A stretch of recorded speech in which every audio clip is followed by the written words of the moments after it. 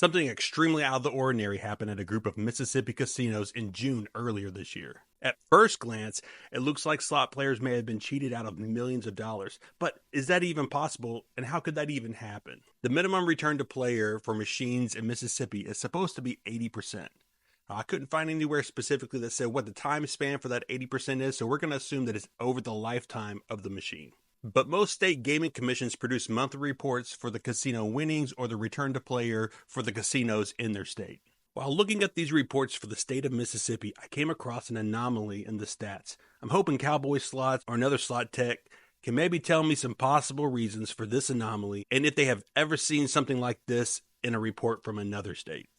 The Mississippi Gaming Commission monthly reports group the state's casinos into three regions: Central, Coastal, which is Biloxi, and Northern, which is Tunica. The reports have always shown the number of specific machines by denomination: penny, nickel, quarter dollar, $5, $10, etc. They also separate those machines out from their progressive versions, so dollar machines are separated from dollar progressive machines. They show how much money went into those machines, how much money was returned to the players, and the percentage of the casino win.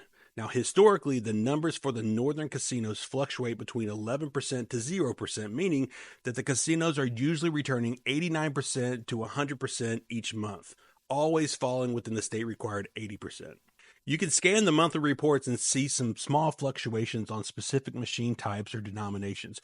One month the dollar machines might be 6%, the other they might be 4%, but looking at the quarter slot data for June 2024, something wildly different happened.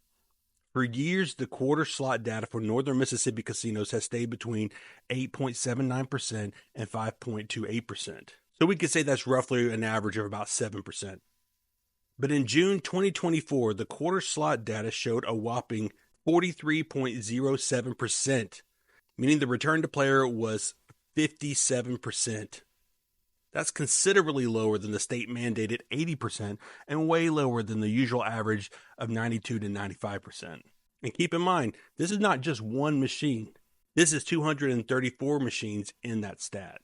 Here's maybe the most interesting part about it. This number has actually been revised since the initial release of the report. On July 26th, the report read 42.95%. So this tells us that these numbers have been evaluated and have been updated with a more correct number. So this isn't a typo and it's not an accident. I know the biggest question you're all wondering, did this happen just at one casino or was this spread across multiple casinos up there? Well, we don't know yet. What we do know is that over $4 million or more than what was typically kept every month was withheld from players. And even if the casinos had kept their allowed 80%, well, it was still $2.7 million over that allowed amount. I've heard slot manufacturers say that it is possible for a machine to give out 150% in a month and the casino's getting upset because too much money was given back to the players. But over the lifetime of that one machine, the numbers will even out. And after years, the numbers will collectively fall within programmed range. So if it is possible for one machine to give out too much money in 1 month, like 150%, then the opposite should be true. But how likely is that to happen for a group of 234 machines all within the same month? That seems highly unlikely. So how could this have happened? And should we expect to see some change in the data for quarter slot machines in the northern Mississippi area over the next coming year or so to help correct and offset that really high number? If you have an idea about how this could have happened, definitely leave me a comment and let me know what your thoughts on this are. I'm wondering if we should maybe see some changes in the upcoming year or two in the overall quarter slot data for the northern Mississippi casinos. Or if the numbers will just even out over years of playing time and this stat from 1 month will be long forgotten years from now. Make sure to subscribe to my channel as we try to dig into this story a little bit deeper and maybe try to find out some reasonings behind this. Because like I said, if it was just one machine or 10 machines, it wouldn't be that big of a deal.